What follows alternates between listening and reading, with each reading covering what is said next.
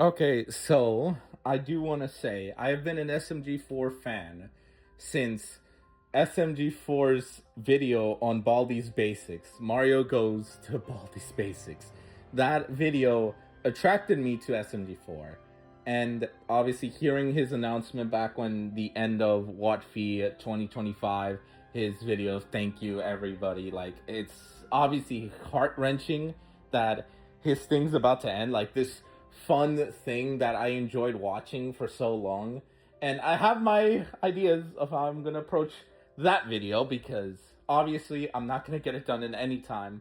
So my way to kind of honor SMG4 is to cover one of his earlier works outside of SMG4, like his early Glitch Production works with regarding Meta Runner. Now, obviously Meta Runner, it's been a long while since that's come up. I've seen people still obviously talk about it because Tari is still involved with the SMG4 group, and obviously the other drama that I'm not going to mention because I have no idea what the hell happened there, other than the fact that someone fucked up somewhere. But outside of that, I do want to preface that this is strictly on season 1, because I'll give you a little story time.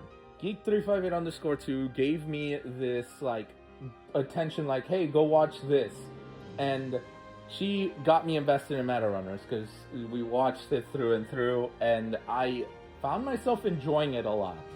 And then I watched SMG4's content, and then I'm stuck watching that. But outside of the fact that this is my only way of, first of all, saying SMG4, it was an honor watching your stuff. Second, I should have reviewed it at the time, but I was still kind of all over the place with YouTube. But third, I'd rather cover it now because I feel like I've had enough time with learning how to edit, first of all, and like properly. And second, I genuinely want to say my thoughts on Meta Runner because I genuinely did enjoy the first season. Like, I have fondness of it. So I want to fully go back to season 1. Now, unlike my other reviews that kind of have like sections, I cover this and that, and a little more organized. This one is more of just my thoughts, my full-on thoughts on the matter, on the episode, what was important, what wasn't. I'm trying not to just fully summarize because that's obviously kind of boring as hell. And I'm, in terms of me just summarizing what happens, like, I want to just talk about what I think. So this is me going over each and every episode. So a retrospective sorts. And I'm going to cover all of season 1, all 10 episodes, and what did I thought about every single one before going to a full overview. So let us begin. Before we start, I do want to make a quick clarification. Tari from SMG4 has her own storyline, her own things that are going on, compared to the Tari that's in Meta Runner, that is the canon to Meta Runner. Now, this is obviously said in one of the crossovers episodes that obviously they're kind of just different characters, that it's non-canon, this crossover, and so many other things in regards to that. But this is just to clarify because, some people who haven't watched Meta Runners somehow wouldn't know this. Tari from Meta Runners is different from Tari from SMG4. I will cover SMG4 stuff. I'm just making this clarification because they have such drastic situations to deal with and a little bit of personality. Like, they share the same personality in the broad sense, but they are different characters in other senses. But I want to clarify this because, I should. Anyway, let's start with episode 1. Okay, so for this first episode, it definitely starts it off in an interesting manner in the sense that it gives you an introduction into this world. And I gotta say, I find it funny because as a gamer, having like the whole thing of in this world, obviously technology is like at its highest and all this and that. But the meta runners, which are like the gamers per se, the high tier gamers, are essentially like the top tier, like the most like popular. So it's the esports essentially. And keep this in mind, this was made during like 2017. So a lot of stuff we have now with like esports and like a bunch of video game tournaments and all that. It definitely was like a different time compared to like 2025, which is where I'm recording this. But that's not the interesting part of this little beginning part, although it's interesting in the sense of a gamer. What interests me is literally how we start the entire thing of Tari's story and how she's getting all this, she's in a lab, she's getting all these flashbacks and stuff to some kind of event. And clearly this is setting up for like the mystery aspect of things, which is kind of a revolving thing on Meta Runner. Like, what exactly is going on? What is Tari? Because she doesn't have like proper memories per se. So we have her kind of going around looking like she obviously doesn't know what is going on. She's like stumbling around, people mistaking her for a Meta Runner because like of her arm and stuff. And yes, this is overwhelming, but we are like in her shoes at the moment, because think of it as a new viewer. We're viewing it through her perspective of this is a whole new world. She doesn't know like where she is and stuff. She is going into places that are like related to Meta Runner stuff, like the Task Corp building, and kind of just I do find a few interesting things as someone who's watched SMG4 stuff intriguing with like this version of Tari. And yeah, we eventually lead into like meeting Belle, which is Tari's rival throughout the season, but we have her basically doing a speed run because, well, she's a Meta Runner. She's one of the higher Meta Runners of Task Corp, which is the big antagonist of this entire series. But she is essentially doing a speed run, and she does like this whole awesome wall trick, jump trick, and all this and that, and she fails. Unfortunately, she fails, and this obviously comes back to sort of bite her, because her boss Lux completely like starts disowning her and basically saying like, oh yeah, just because you're the first one doesn't mean anything after this little failed stunt, because she failed to beat the speedrun challenge. And I do gotta say, I'm moving a few pieces around, but I do gotta say, I like how this whole thing just straight up tells you, yeah, Lux is a bad guy. He is just purely an asshole. Like, this is your villain. Do not think anything else, which is kind of cathartic now that obviously nowadays you have like more in-depth villains. Like, nah, this Glitch Production decided to say, or well, SMG4, because it came to the SMG4 channel, it's like, nah, here's the villain. He's clearly the villain. Don't think anything else of it. But I do like Tari and Belle's conversation. Tari's just there, obviously she's curious and stuff, and I do like how she's just like trying her like best into understanding how to first understand the game before asking Belle, because Belle does question her like, what are you doing? This is the speed run arena. And she's like, well, I want to learn. And like, it is funny that, yeah, this is her first time and she's doing like abnormally well. And just as things get intense, like, this is what I can say about like Meta Runner. I do love how it gives like the gamer intensity moment, even though it's clearly just, you know, a chick playing a game, and it's just not exactly think of the Light Yagami's potato chip thing from Death Note. Like, it's not supposed to be like super high stakes of death. No, this is just high stakes in a different manner. That's what I really enjoyed of this episode, is just how much of the high stakes it gives. But yes, during this little thing, Tari ends up in the game and ends up meeting our protagonist, which is Coconut Boy in this episode. And look, just getting smacked in the head twice is kind of funny. But yes, Lux and Belle have their conversation. Belle's obviously confused of what's going on with Tari, and then obviously their big whole thing, and then she shows like, hey, this is what's going on with Tari. She's just frozen. And being, you know, the cocky player that she is, she's like, oh, I thought I just broke her emotionally, and nope, she is in the game. They realize that, and immediately Lux calls his people and is like, no, get everyone here. We need to take care of this now. And yeah, that's how the first episode ends. Like, I gotta give credit. Like, the first episode really just threw every important thing. This is the world. This is the mystery aspect right off the get-go. Here's like the important main character who is going to meet her sidekick. Here is her rival that is not like super evil, and then here's just the antagonist that's super evil. So honestly, first episode really did pretty well at introducing the whole concept of meta runners and the whole gaming world of, well, the meta runner world. For our second episode, I have two things to say before we like go fully into it, because I forgot to mention the first episode. Animation wise, obviously this is like completely different to what Glitch Productions is currently doing with, say, Digital Circus, which is like high tier quality and stuff. This was their literal first go at it, with the obviously not thinking of the SMG4 stuff. And on it, it's not bad. Like it obviously is dated. Like, just gonna be honest with it, but it's not like terrible per se. That is not something that it is with like the animation. It is still like enjoyable to watch because it is indie like, essentially. Now the intro itself, which is the second thing before we get into the whole episode, is genuinely cool. Like, I genuinely like how it shows some things of what's to come, some important characters, and just good vibes. Like, that's all I can say with the first intro of Meta Runners.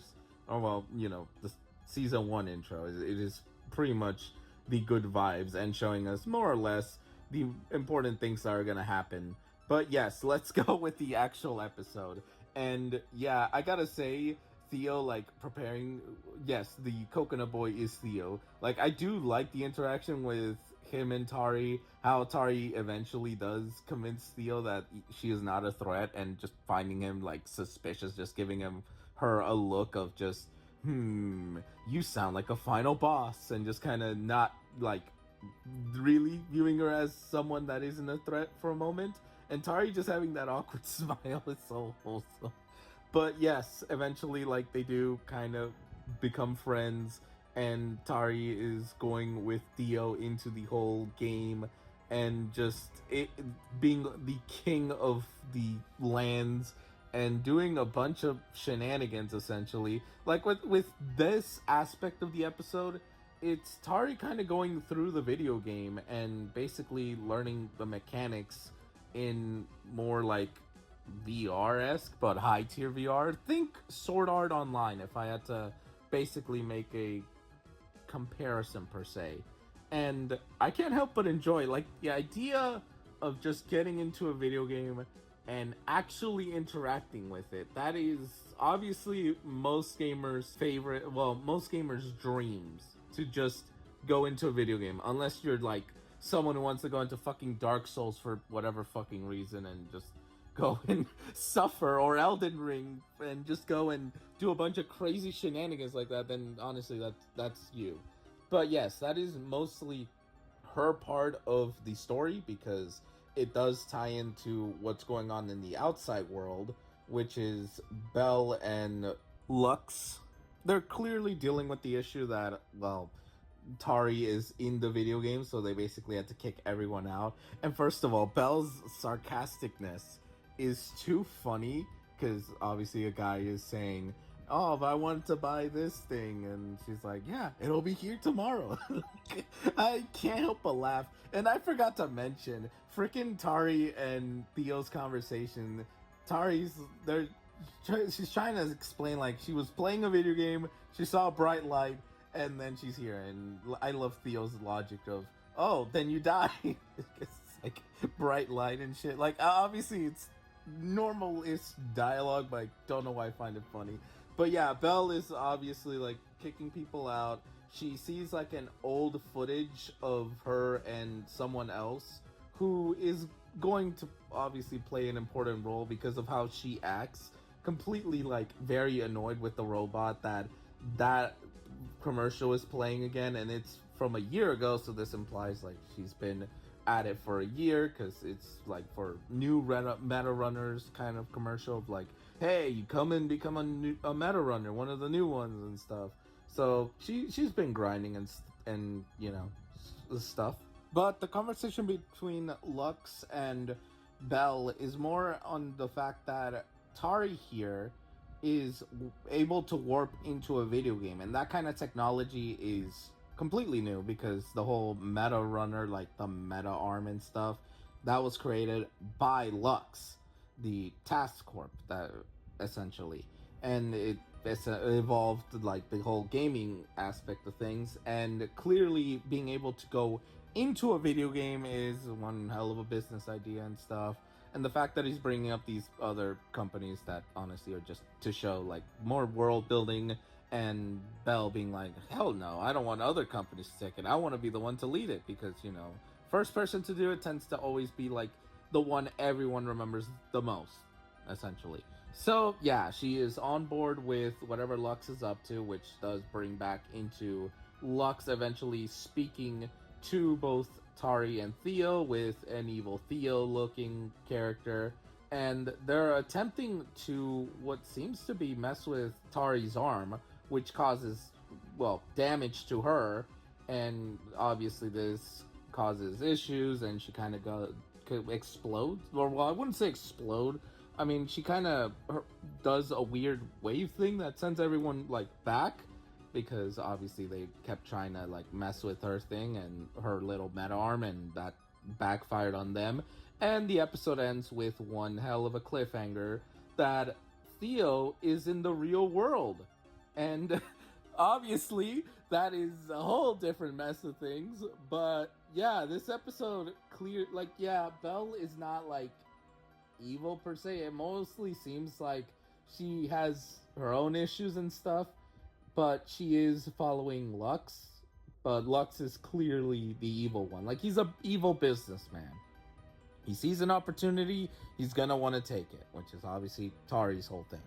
And obviously making it obvious that Tari's gonna have to deal with these two, and having her sidekick, Theo, just come into the real world. Like, it basically starts doing the reverse thing now of Tari went into the video game, but now the video game character is in the real world. It does such a mess, but honestly, dialogue pretty solid. Like, honestly, I think all the episodes have pretty good solid dialogue.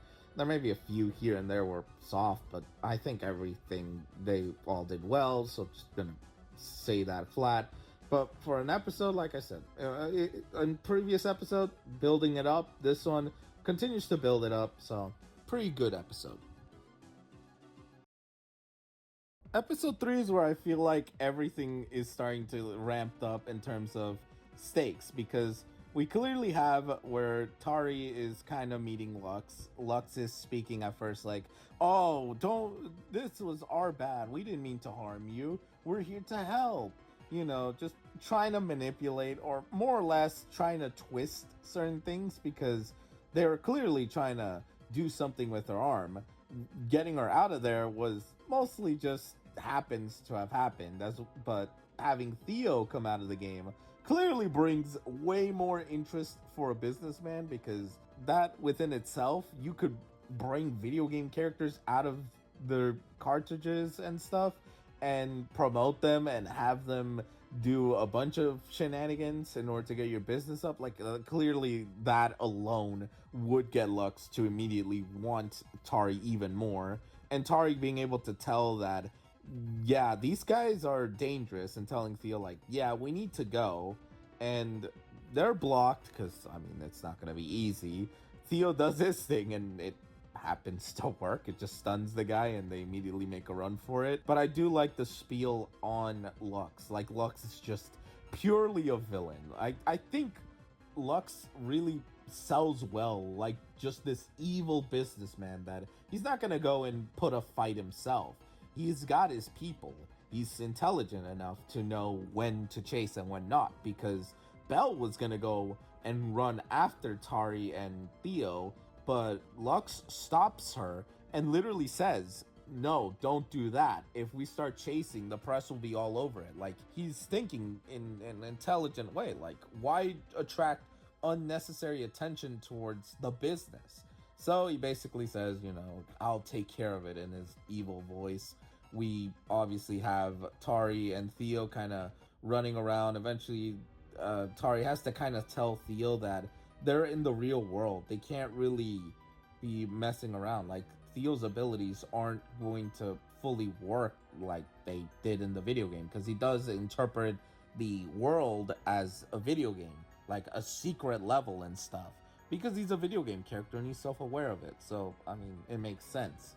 Though I like their conversation. I like how Tari is trying to cheer Theo up, like trying not to make him like feel all down. And they head into this place called the Hive, which I do find it funny that it has little cubicles and stuff for literal streamers, for gaming streamers. And my mind kind of thinks, why haven't that? I assume that exists within our world, but that concept feels kind of fun for like allowing people to have their area where they can stream whatever game they want.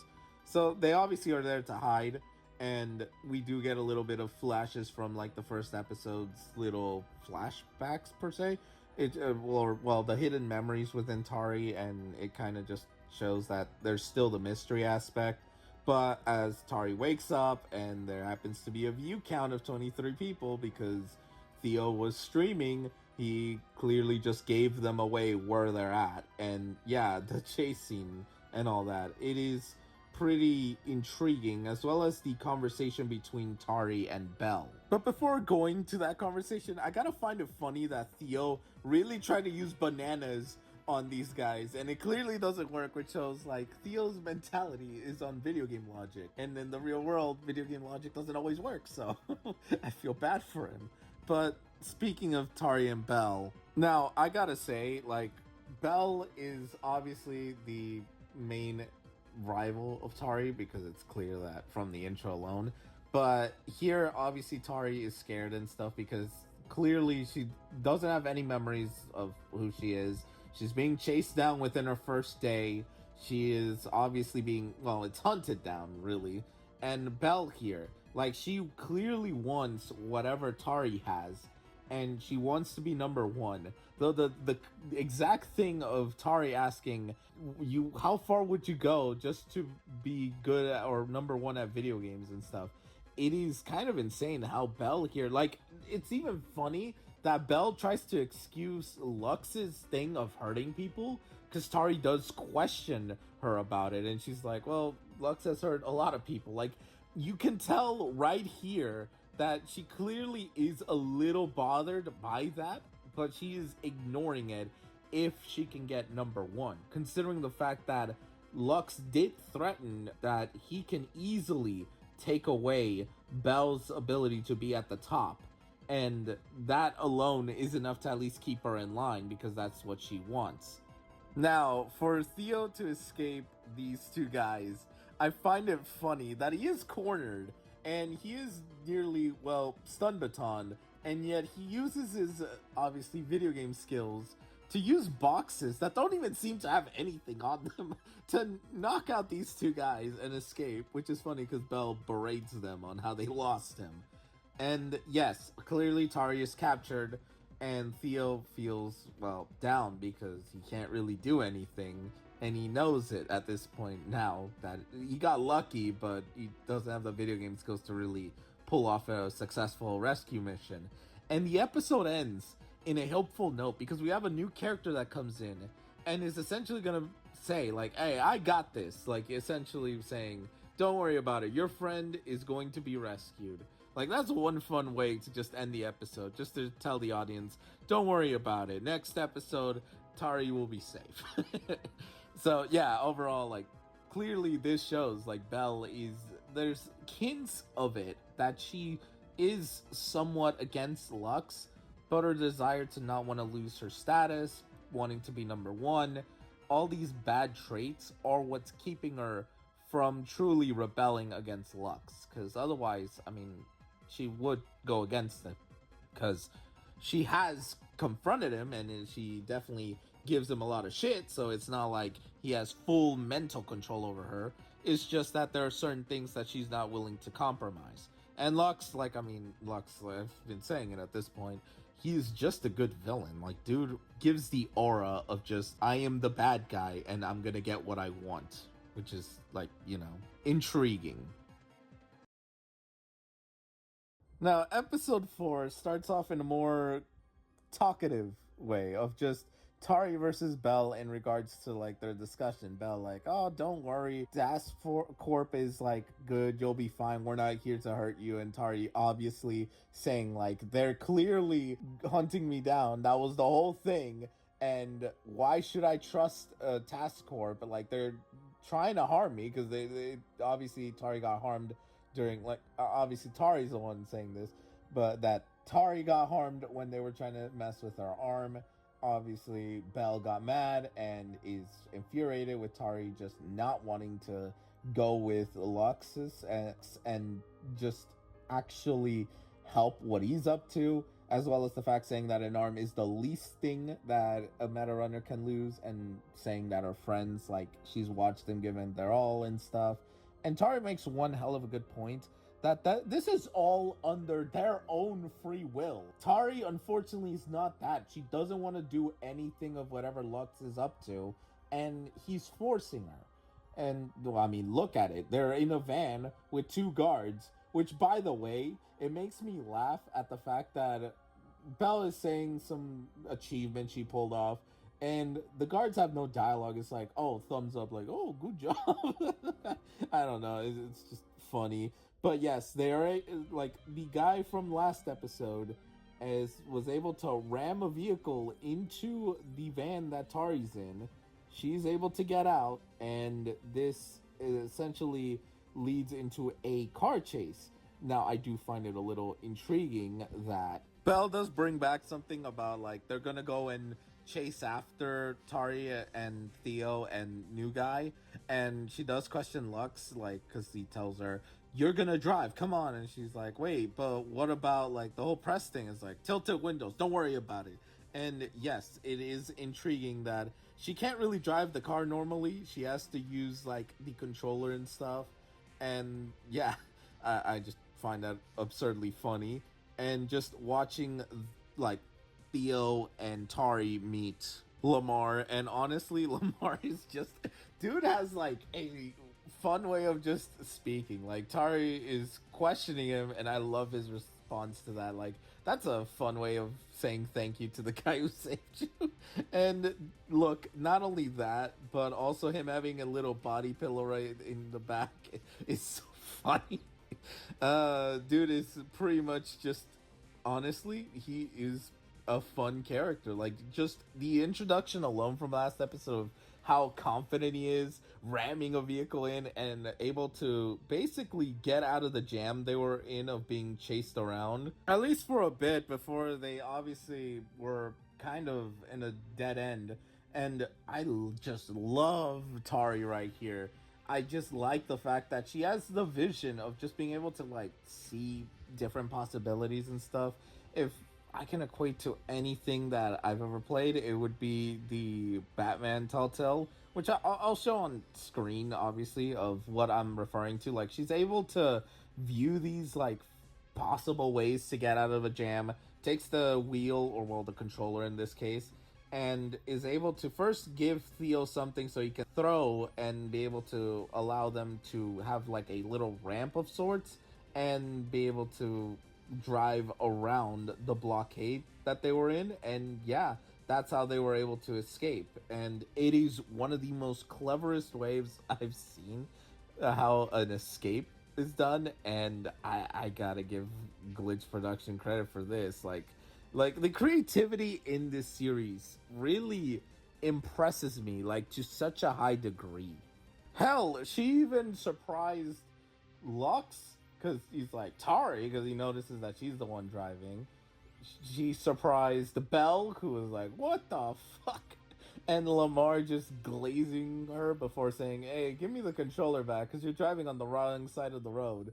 And, okay, and then there's the NPC character, who obviously claps, because that was pretty cool. Like, I mean, it's stupid, funny shit, I guess, like that just gets me to laugh a little. Because, you know, the NPCs have a little bit of personality and stuff. But I did almost forgot to mention that they had put a chip on Tari's arm, which is why, like, Lamar gave her a jacket to kind of be able to get rid of or negate the tracking so that way they don't like constantly being followed, which is how they even found them in the hive in the first place. Although last episode had a way more implied that it was because I mean they were getting traction through the internet, this streaming world, but you know, it is what it is. But after like this whole thing, Belle's obviously mad that not only they got away, but it's like, how the fuck is Tari doing all this shit? But the fact that Lux saw Tari is important because of the scene, because it moves to no, I don't want her abilities now. I want her. And I do find it funny that Belle's like, Lux, you're creepy right now, and he kind of just doesn't even respond. He just looks like, I guess I am. Anyway, yeah, so clearly Tari impressed Lux enough to say, this girl has potential. If I can just have her be in my company, be my employee, my whatever you thing you would say, then he would have a legit meta runner that surpasses all meta runners. And obviously, like, Belle is not gonna like that. After all the effort she put in, she is clearly not gonna enjoy having Tari surpass her and stuff because of their conversation at the beginning of the episode. But to wrap this episode up, yes, Lamar takes Tari and Theo into a ramen shop, which is where the hideout is, with our other two characters. One who's a female that's super excited to not only that the three are safe, but to meet Tari and Theo. Is super curious on Tari's abilities, and then the guy who seems like, you know, the hard ass who's gonna just cause a lot of trouble from the expression as a think of it as like an first time viewer, like just guy who probably doesn't like Tari or Theo or both. But yeah, I mean, you gotta admit, chasing fucking phenomenal. I like the little dialogue here between Tari and Belle at the beginning because it basically gives the concept of how clearly Belle has put a lot of sacrifice on things, and she clearly doesn't really care about anything except being at the top because that's all she can really be. And at the fact that near the end of the episode, you have Lux wanting Tari and viewing her as high potential, which could threaten Belle's little position. So it goes back to that conversation and just how crazy it is that Tari probably has higher potential than Belle in the whole meta runner stuff. So yeah, pretty goated episode. Now, obviously, some of you would ask, how does these new characters, how did Lamar, and then we learned that this one's Sophia, know about Tari and Theo and all of this? I love that this current episode I'm reviewing, episode 5, does explain, like, right off the get-go that they were spying on, like, the event and stuff, and they saw literally everything that's going on. So I'm a little intrigued that they don't expose Task Corp like right then and there, but obviously it explains more or less what exactly they were up to and how they found out about Tari and Theo, specifically those two, and why they know like Tari is special and stuff. But like I said in the last episode, Masa was obviously the more serious one out of the group and was giving Tari and Theo like a lot of trouble because they have like this important thing they gotta do and they don't need dead weight. Now, Tari takes up the controller and actually tries to play the shooter game, and she sucks. Even freaking Theo has to go and roast her like, yeah, Tari, you suck. But yeah, they start messing around with like Tari's little arm. They notice like an interesting symbol, which does play an important role. They click it, and that's how Tari gets into the game. Now, while this whole plot line of Tari like proving herself and stuff to Masa is going on, we do have the stuff with Belle and Lux. I do, like I said, these two have a fun dialogue together because it does seem like Belle can tease Lux and Lux gets frustrated with Belle, but it seems like he just gets annoyed and that's it because he's messing with the cartridge that Theo came out of. And obviously, freaking Belle is like, oh, so you're just playing video games, so you're just not even doing work. And he gets very annoyed. He's like, what? No, I'm doing work. And it's like, It's funny because, you know, teasing the super serious person because they're like the easiest to tease, and I should fucking know that. But anyway, she is sent to a very uh interesting place that's like all destroyed and stuff. And yeah, I will just say this for the sake of things. At the end of the episode, she does find something like a little USB, attaches it to her meta arm, and then unlocks like this Project Blue. And the fact that it's the same symbol as the one that helped Tari get into the video game essentially starts to link a few things together. But yeah, a lot of this was more or less Tari trying to be able to play or get better at a video game, and a shooter one at that. And I do find it interesting how they were able to beat Masa. Like literally freaking Theo comes in and just sabotages it completely. And yeah, I mean, it is clear that she is capable. She just can't really, like, it does take her some time to do it like in a normal controller, but if she's in the game, it's definitely like different. But a lot of this dialogue, I do like the little facial things that was like changing like the face and stuff, so Tari can like get accustomed to be able to speak. And then it shows a fish and her freaking out a bit, and then it shows like be able to scan his actual face and imprint it into the actual game is super cool. Like that is the coolest way of essentially self-inserting into a game. Like I said, a lot of the concepts in this literal season 1 alone is just amazing. Pure fun. But yeah, what the symbol is clearly from Project Blue, and considering how the first episode started with her getting memories of what seems to be the same lab that Belle is in to search around, it does seem like there's something with Tari and that lab and Project Blue. So everything's starting to connect. Now, obviously, there's 3 seasons and stuff. We won't get every answer here, but I'm just basically pinpointing every important detail that this season gives. But as a little like training-ish, no, more test trial episode, it did its job. It is essentially just testing Tari and Masa eventually like saying, yeah, she has a place with us. And then we have the thing that Theo like is glitching out, and it's most likely because he's been out of his game for quite a while, because, you know, it's an unorthodox thing, even though it is connected to what Lux is up to, which is messing with the cartridges. So that could also connect to it, but they don't know. So, I mean, now there's an extra pressure into now getting Theo's game back if they want to keep him safe, because he's glitching out and it does look bad. I mean, this episode really does introduce more concepts into jumping into the game and adding stakes and adding more mystery into the mix. So yep, it for the middle of the season, it did its job well. Now for this episode, clearly it definitely starts with them trying to return Theo back home, or well, back to a cartridge. But the problem comes down to they return him to one that another Theo exists. So the game boots literally both Theo and Tari out because, as they would explain it, it already has a Theo. So having 2 Theos makes the game uncertain what to do, and it explodes. Not literally, but it kind of just implodes on itself.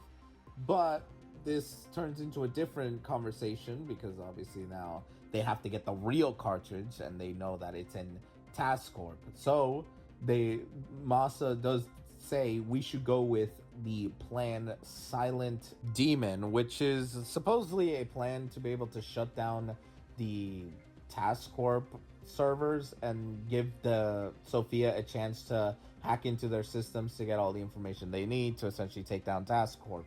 Because I did sort of fail to mention in the last episode that these guys all have something against Task Corp. And yeah, Tari didn't really want it to be a part of it, but was convinced to help their cause. But that is mainly one aspect of this episode, is kind of discussing the plan on how they're going to try to pull off this little stunt, because they have to now for Theo's sake, or Theo will, well, die. And Tari is the only one that can do it because of her ability. Like, her ability, if she wants to complete a goal, like, her mind is able to, like, visualize things like an AI, and be able to see the different paths to complete said task. Now, all of this is super important because we're gonna go to a lot of this was definitely on the Belle side of things, where Belle goes through the chip, and she basically sees the doctor, and he talks about the AI, how it's able to adapt to games, able to like be able to level up, and just needs a host to put into a person. And she hears, not only does this go wrong and the lab explodes, but she hears her friend, and that triggers her to immediately start to go to Lux, who is obviously trying to mess with the cartridge that Theo's from, and he keeps trying and it fails. But when he's shown the video on how well everything had gone down, he looks shocked. Like, he genuinely is shocked, mainly because he didn't expect that the doctor blew himself up. His assumption, as he says, is that he thought he just tried to cover his tracks for failing, but not that it just went wrong. But as I said, episode 2, now we know the name, Lucina. Lucina is Belle's friend. And Belle, throughout the first few episodes, has been frustrated because she had thought that Lucina had went missing, not that she's dead. Now, something interesting that I do find it is that how the episode ends, and it ends in an interesting cliffhanger, because first of all, they don't know about this Project Blue, so this was like a secret project for the doctor to try to save his own skin. And I mean, all those coffees really, I mean, he was kind of going insane, really. So this is the first time he's heard it, but upon looking and paying attention to the way the doctor is trying to use the controller, it basically gave Lux an idea. And the fact that it seemed to have worked because the game started glitching and showed like the Project Blue symbol, it makes me really impressed. Like, Lux is a businessman, like I said. He knows what he's doing. He's not going to go out of his way to just cause himself trouble.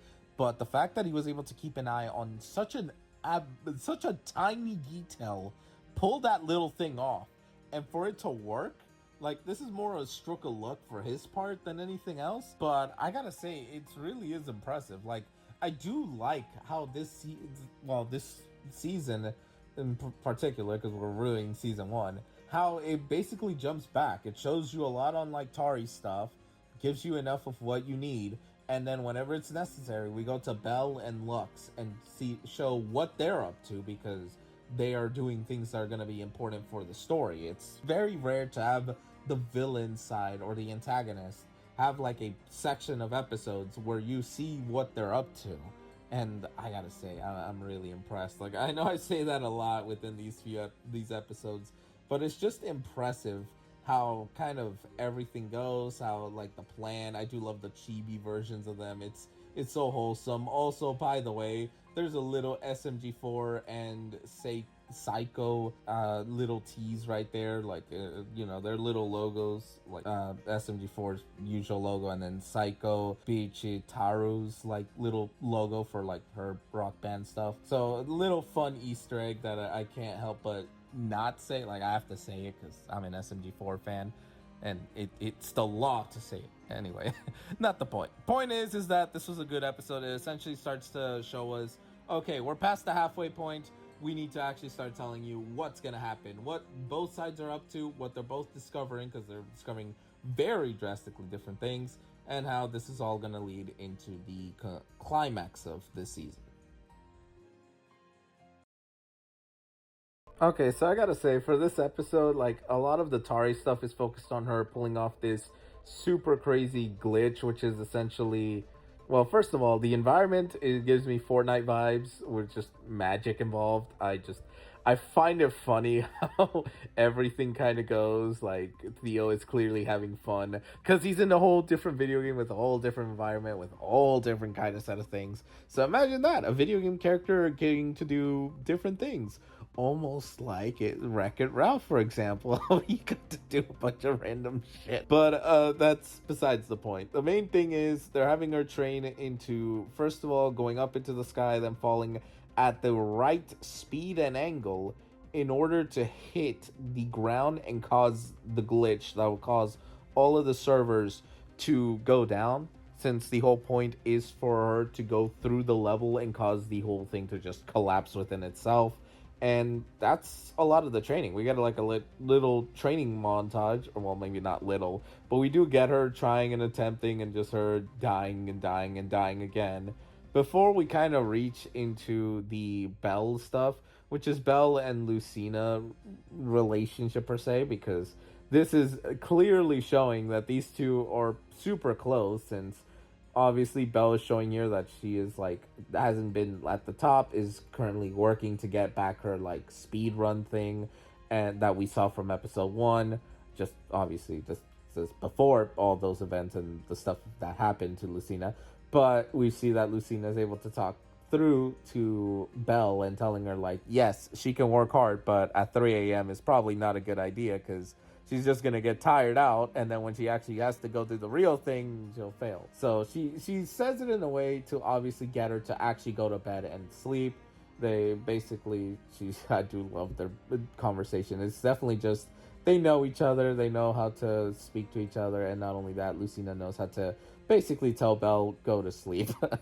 And yeah, Belle has that in her mind, and she's clearly frustrated with how Lucina's death and Tari are involved. So clearly, Lux says that, well, if she wants answers, she's gonna have to go and speak with Tari, or get Tari, because that's probably what's gonna be the way to get answers. And then starts like getting a bunch of confidential stuff like crossed out, or like the CIA stuff that they do, where it's like, oh, blur this out, or blacklist this and this and this. So there's that. And then there's the interesting thing that he pulls a drawer and it has a gun, and he kind of looks very kind of like contemplating, and then just kind of gets annoyed and then closes it, almost like he is contemplating whether to have that gun on him or not. But yeah, we get Tari pulling off the trick, like managing it, everyone amazed, but Masa basically telling her like, we need you to really train, because it's not just going to be such a simple task. No, there's going to be other players trying to kill you, so you're going to have to work really hard for this. So yeah, a lot of it was, training arc, which, I mean, it's fine. Some episodes you just gotta need the training arc, and like I said in the previous one, like Belle and her stuff, it's interesting because it's building up to Lucina being involved with the whole thing that seems to be related to Tari, and Tari just obviously not having memories, meaning that there's something special not only about her, but her ability of just being able to solve things like an AI, as the guy was trying to say, the doctor. So there is something with Tari, AI, Lucina. So that's the puzzle I'll give y'all. But overall, pretty fun episode. I mean, Theo is just, I gotta say, Theo is so fun to watch. He has like the most fun expressions, the most fun interactions, and just, he's literally just having the time of his life. So for Meta Runners episode 8, it's the what I would call the three-parter of the operation, because this is mainly introducing the whole area they're in, where all the players are going to their specific areas in order to be like, with their teams playing the game. And then in the game being honestly Fortnite with magic and random shit going on. But there was an interesting thing I'd like to make a note of, is that Tari at the beginning of this episode, like they're obviously all discussing the plan and stuff, but as like everything begins, we do see her in like this weird ass void with Lucina, which is implied to be Lucina because of the hair color and stuff. And this kind of threw everything off when she wakes up, because they have been guarding her the entire time. So clearly later on they do question like, what the hell is going on with Tari, and this is obviously connected to Project Blue and all of that, but the characters don't know. And yeah, we basically have them trying to get out of the situation, because they're essentially, like I said, Fortnite, so it's in a teams battle royale, and obviously all the chaos is going on. They have to hide their identities. I like how Theo's is like a weird it reminds me of a character from Final Fantasy. I just can't put the name on it at the moment, but I do like how they kind of have to conceal their stuff, because they obviously are going to get caught by task corp because they're probably going to keep an eye on things. Tari ends up in a little skirmish match against some random player because honestly, right now it's just them in the game. They're going to get thrown with all these other players to have to deal with. The episode does end with Tari getting saved by Theo, Lamar, and Masa. Lamar obviously being concerned with like Tari and stuff because when he teleported them into the mountain, I think, they obviously first can't really move, and second, like, he's questioning why she got knocked out. Like, throughout this whole thing, he's been against this plan, and because he genuinely is one of the more caring characters, he definitely cares for Tari and worries whenever something happens. But yeah, this episode ends on a cliffhanger since, like I said, this is a three-parter thing. So this is just the beginning stages of their plan to cause the entire server to just completely crash. So yeah, pretty fun episode. Obviously the chaos, the magic, it's all pretty much intriguing, and the mystery aspect, the little addition of how Tari is connected to Lucina. And I mean, we know that Belle is gonna want to know more about that.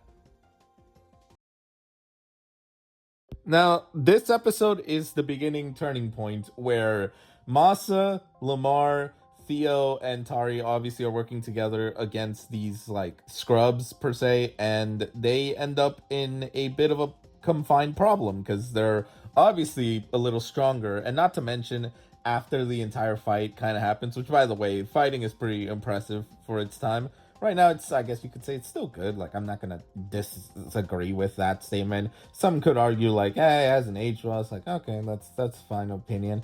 But I will say it's still entertaining to watch. The entertainment aspect has not like gone away, but something about this, Theo being the first one to be eliminated, is an interesting thing, and I'll get to that with the next episode.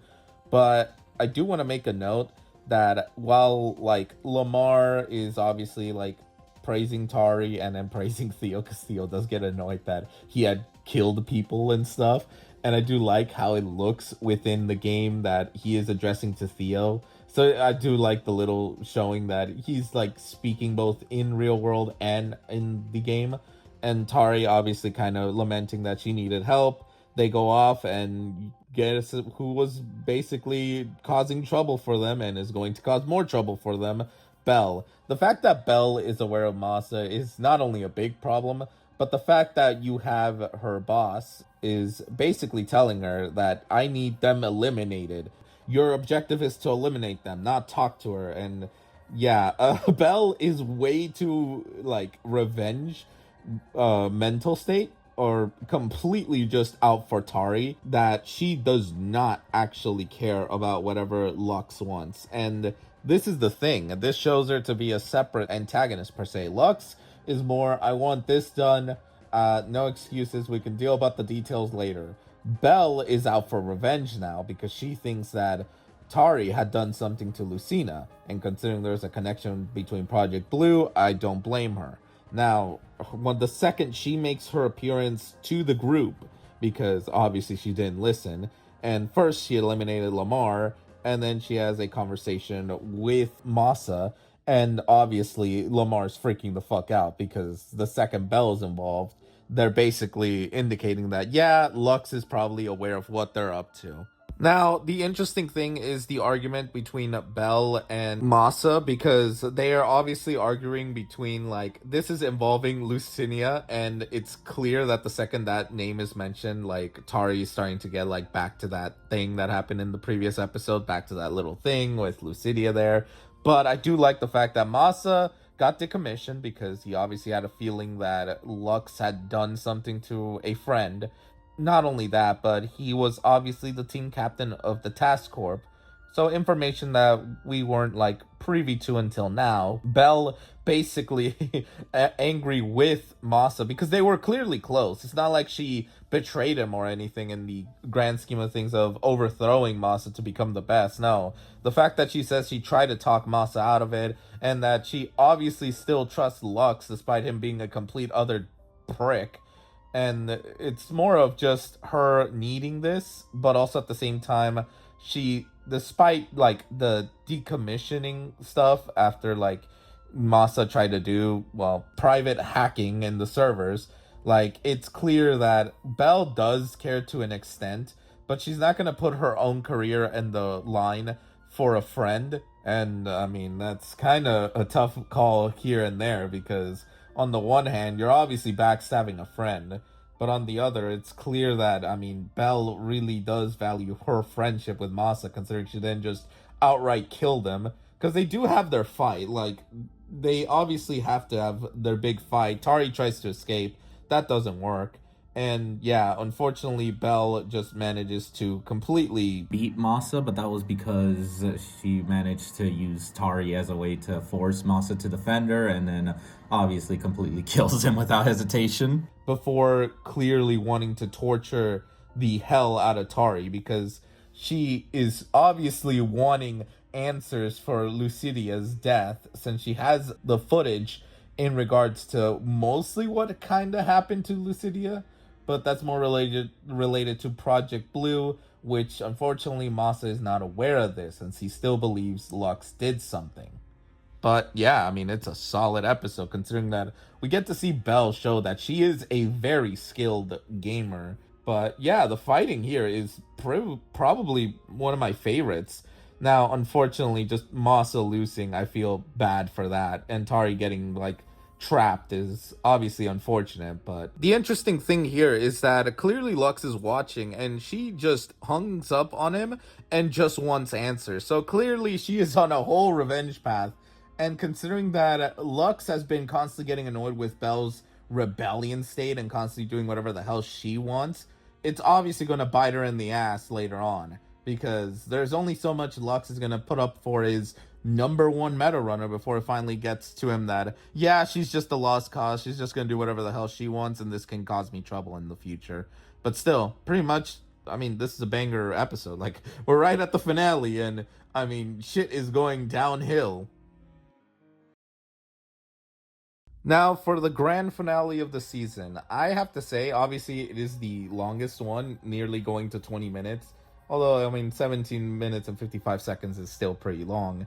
I think the thing is, like, clearly she's being tortured. Like, obviously, Belle wants answers. She is just completely off her rocker. Lamar is obviously, like, questioning, like, how is this right? We need to pull her out. We need to do something because Tari is suffering.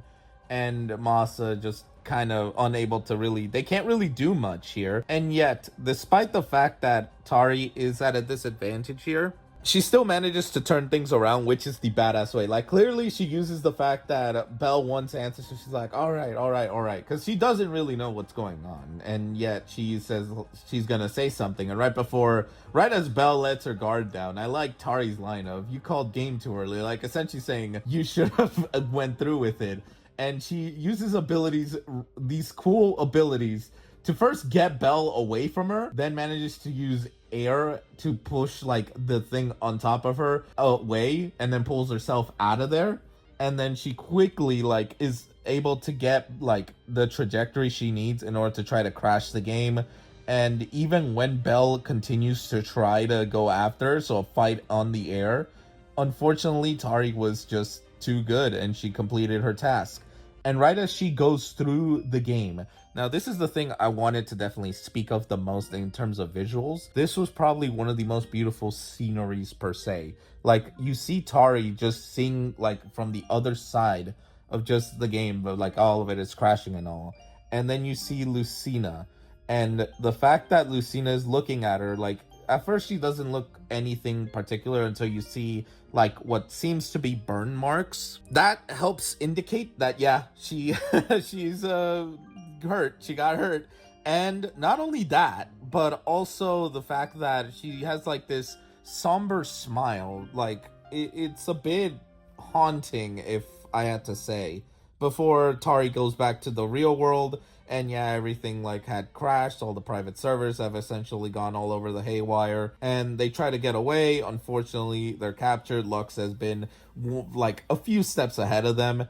And it is sort of revealed here that, first of all, unfortunately for our ragtag of heroes, They try to get out of this with Masa attempting to actually put up a fight, However, I'm a little bit shocked that freaking Lux is able to not only overpower him, but I mean, the gun did came into play later on. Not only that, but that is how Sophia was captured. She basically gave herself away because she wasn't going to allow a friend to die. And not only that, but they basically reveal how they were able to figure everything out, and that is unfortunately through Theo.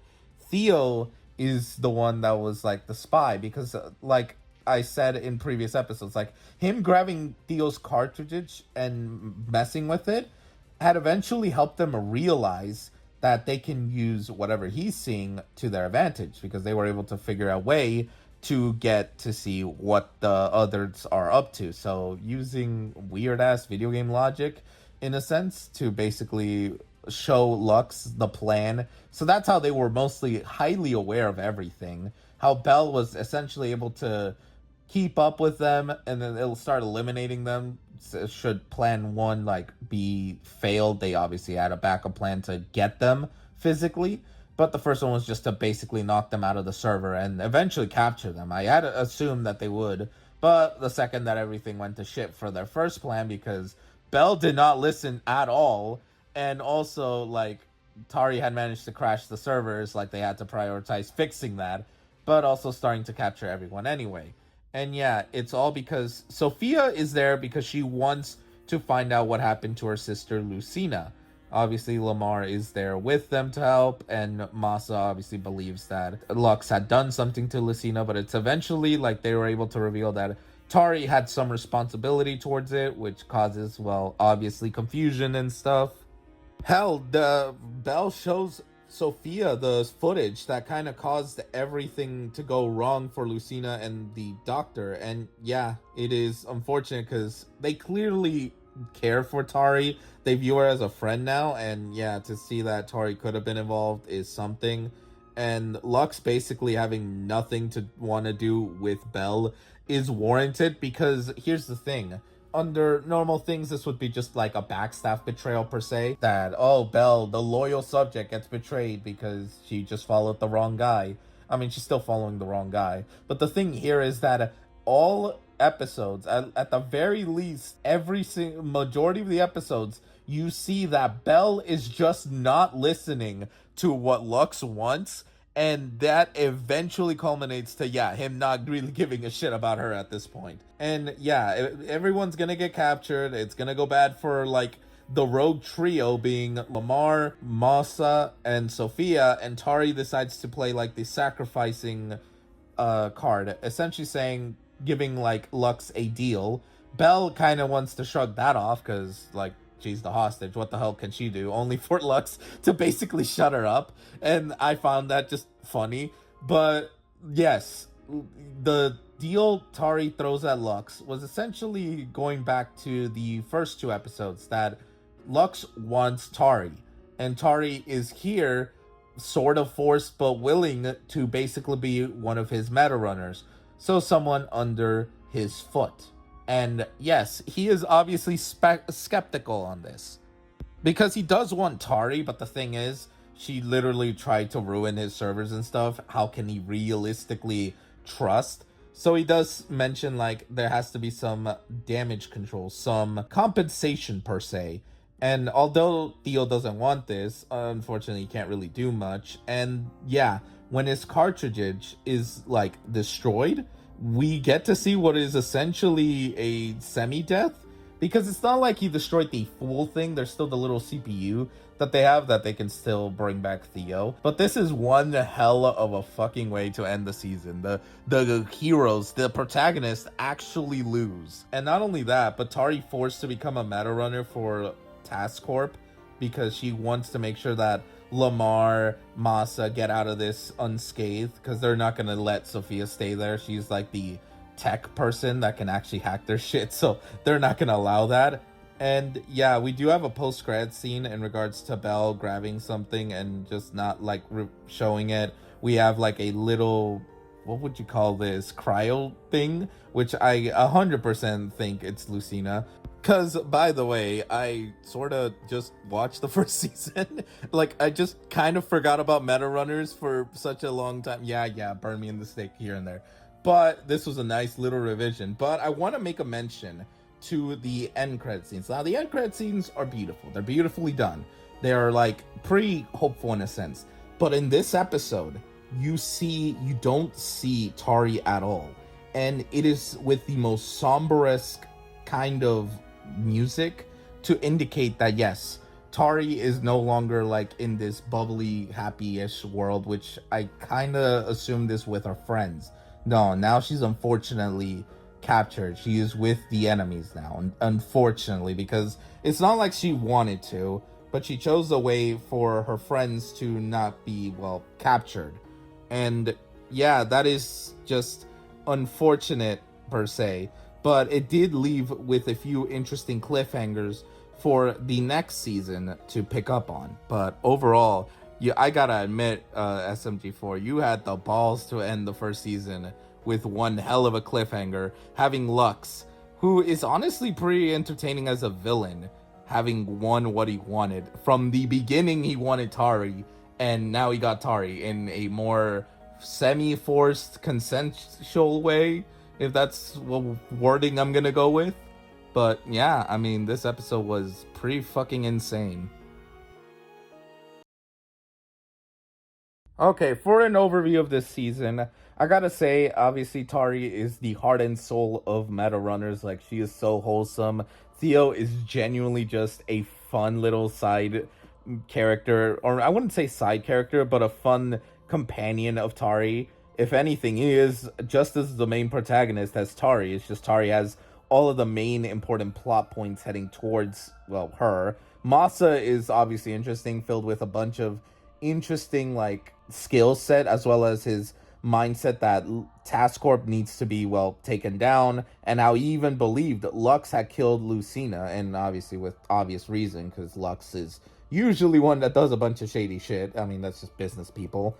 You have Belle, who's a nice little counter to Tari. Like, they're literally a same coin, different faces per se, because Tari is obviously she's a bit shy. She's obviously very friendly and stuff. Belle is, well, clearly she is confident, a little cocky, and pretty fiery. But when it comes down to who listens, obviously Tari listens more than Belle. Belle is a bit too on gung-ho on wanting to basically first beat, capture Tari, and then eventually want to torture Tari because she thinks that Lucina's death is related to Tari, which, I mean, it's not entirely wrong, but to blame Tari that she killed Lucina is a bit much, but, I mean, it is what it is. Lamar is genuinely a chill dude. Sophia, I wish we got a little more of her, but considering the fact that this is season 1, there's 2 more seasons to go off of, we'll get more of her, but she's definitely just upbeat girl, obviously someone who is pretty good with tech, which, I mean, is interesting. And yeah, Lux as the main antagonist, because he is genuinely the main one who calls all the shots. Belle, although an antagonist of sorts, she is more of a secondary antagonist because she is mostly trying to put up a fight with Tari. But my main thing with her is that she is in Lux. Lux is clearly the main antagonist, as he's the one that calls all the shots, is kind of smart enough to try to figure some way in order to figure out how to capture Tari and Theo. Hell, I believe he was the one who was able to program Theo's cartridge in order to be able to spy on them and figure out their plan. Because that was how they were able to know that they were trying to get rid of like the whole private services stuff, and they were already ready to go. They had Belle basically going after them in game. So the first plan was obviously, let's knock them out of the game. They're forced to leave and stuff, and that's when we capture them. And if they somehow happen to manage to beat us and do their little plan, they still will need to find someone, the person who's hacking them, which would be Sophia, and capture her, then capture the others. And using Theo's like eyes to see where they're at, it was probably easy for them to figure it out. So Lux had like a few steps ahead. Like, he doesn't seem like, he seems like he's catching up to them. And I really did like this season that it did bounce between Tari's perspective and then Belle/Lux perspective, because it showed us where the progress of both sides are. And when you start seeing less of Lux and Belle, it's a bad sign in terms of like not in story. Like it's not bad for the story, but it's bad for our heroes because it doesn't give us the information that yeah, they're basically now onto them and know what the hell they're doing. And yeah, and when it comes down to antagonist, I mean, Lux is entertaining for the most part. And when it comes down to Belle, I mean, I feel bad for her. She genuinely is a hard-working character, and she definitely wants to be at the top. And obviously, whenever you see the small little scene with Belle and Lucina, you clearly can tell that although Belle is very like hothead and very harsh in herself of wanting to be at the top, you can tell that Lucina is essentially one of the people that can help in terms of keeping her down to earth, like keeping her from just burning herself out. So it's pretty just intriguing just getting a tiny bit of Lucina and seeing the aftermath of Lucina, obviously with her injuries and stuff.